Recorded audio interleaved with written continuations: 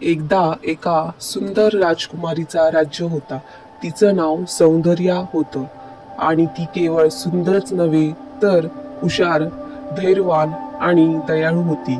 तिच्या राज्यात सर्व लोक तिला खूप प्रेम करत असत. मात्र त्या राज्याच्या जवळच एक घनदाट जंगल होतं आणि तिथे एक जुनी आणि ताकदवान चुडेल राहत होती. तिचं नाव मायाविनी होतं. मायाविनीला सर्व लोक घाबरून असत, कारण ती जादूची शक्ती वापरून गावात भीती पसरवायची. एके दिवशी राजकुमारी सौंदर्या जंगलाच्या जवळून जात होती, तेव्हा तिला एक जखमी हरिण दिसलं. दयाळू स्वभावामुळे तिने त्वरित त्या हरिणाला मदत करायला सुरुवात केली.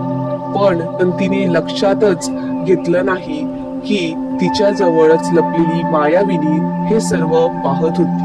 मायाविनीला ही गोष्ट आवडली नाही, कारण तिला वाटत होतं की राज्यात फक्त तीच जादूशक्ती वापरण्याची पात्र आहे.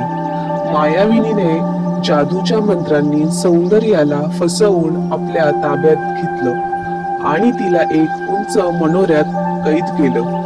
त्या मनोऱ्याचा दार जादूने बंद केलं होतं, त्यामुळे कुणालाही आत प्रवेश करता येणार नव्हता. राजकुमारीला आता फार दुःख झालं. तिला समजत नव्हतं की ती कशी बाहेर पडणार. राज्यात या घटनेमुळे खूप चिंता पसरली. राजकुमारीच्या मित्रांनी आणि राज्यातील सर्व लोकांनी तिला वाचवण्यासाठी प्रयत्न केले, पण कुणालाही यश मिळाले नाही. अखेर राज्यात एक धाडसी योद्धा राजकुमार वीरसेन आला. त्याला राजकुमारीला वाचवायचं होतं. त्याने चुडेलच्या जादूला तोडण्यासाठी एक विशेष जादूचा खडू शोधला, जो केवळ प्रामाणिकतेच्या बळावर चालवता येत असे. राजकुमार वीरसेन जंगलात शिरला आणि त्या मनोऱ्याकडे गेला. त्याने खडूच्या मदतीने मंत्र म्हणले आणि जादूच्या दरवाजावर वार केले. त्याच्या प्रामाणिक आणि प्रयत्नांनी चुडेलच्या जादूची ताकद कमी होऊ लागली आणि अखेर तो दरवाजा उघडला. राजकुमारी सौंदर्या आनंदाने बाहेर पडली आणि वीरसेनचे आभार मानले. मायाविनीला कळलं की तिच्या जादूला तोडण्यात आलं आहे, त्यामुळे ती प्रचंड क्रोधित झाली.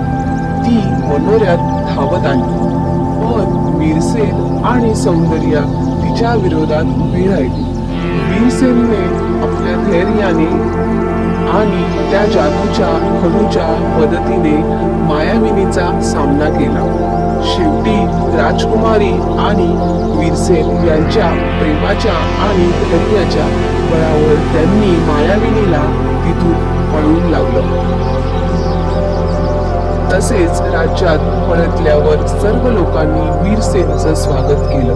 राजकुमारी सौंदर्या आणि वीरसेनचं लग्न झालं आणि त्यानंतर राज्यात आनंद आणि सुख नांदायला लागले. त्या दोघांनी मिळून राज्याचा कारभार चालवला आणि त्यांनी सर्वांसाठी एक सुरक्षित आणि शांत राज्य तयार केलं. या घटनेनंतर जंगलातली भीती कमी झाली आणि राज्यातल्या लोकांनी प्रेम आणि धैर्याचा महत्त्व जाणलं. अशा नवनवीन कथा ऐकण्यासाठी स्वामी आई प्रीमियम 8 ला सबस्क्राईब करून ठेवा, जेणेकरून